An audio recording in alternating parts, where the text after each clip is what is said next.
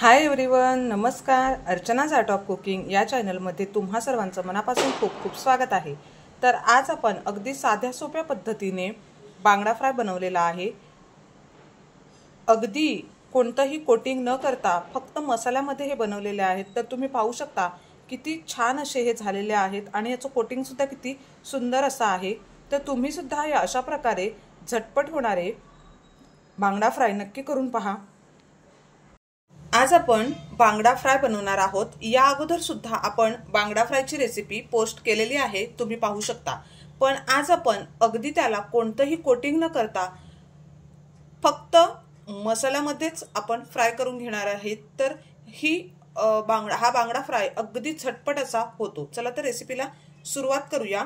इथे मी हे असे बांगडे स्वच्छ धुवून घेतलेले आहेत आणि याला अशा चिरा देऊन घेतलेल्या आहेत। तर इथे आपण हा लिंबाचा रस घातलेला आहे। मी 1 चमचा लिंबाचा रस घातलेला आहे। हे 1 चमचा आलं लसूण आणि कोथिंबीरेचं वाटण करून घेतलेलं आहे। हे 2 चमचे लाल तिखट घातलेलं आहे, हळद आणि चवीनुसार मीठ। आता हे आपण छान याला मिक्स करून घेऊया।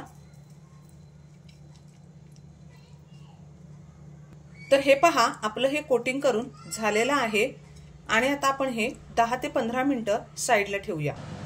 चला तर आपले हे 15 मिनिटं झालेले आहेत। आता आपण फ्राय करून घेऊ। तर इथे मी पॅन ठेवलेला आहे आणि पॅन मध्ये 3 चमचे तेल घातलेला आहे।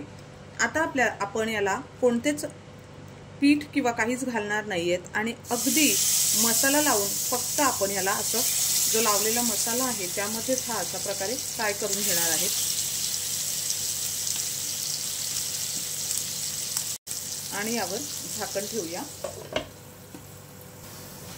तर हे पहा, एका साइडने झालेले आहेत। आता आपण पलटी करून घेऊया।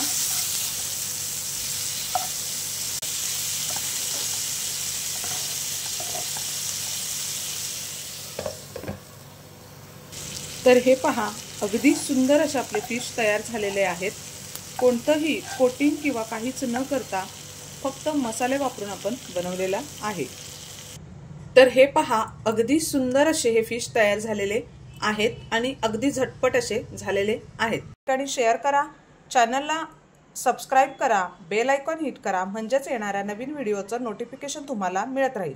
आणि अशाच हटके आणि युनिक रेसिपींसाठी पुन्हा भेटूया। तोपर्यंत मस्त हेल्दी खा आणि स्वस्थ रहा। धन्यवाद।